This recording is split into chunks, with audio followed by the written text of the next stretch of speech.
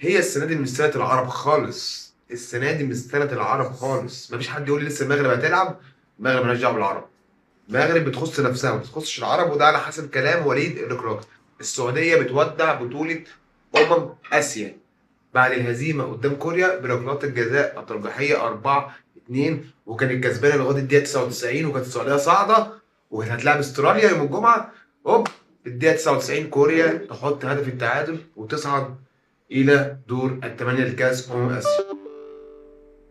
لسه ناقص ان شاء الله المنتخب القطري والمنتخب الاردني، ان شاء الله ربنا يكرمه الفتره الجايه. اذا السعوديه تودع بطوله كاس اسيا، وكوريا تصعد لدور الثمانيه لتلاقي منتخب استراليا يوم الجمعه القادم. على صعيد افريقيا بقى، افريقيا منتخب مالي، منتخب اليو ديانج يفوز على منتخب بوركينا فاسو بهدفين مقابل هدف واحد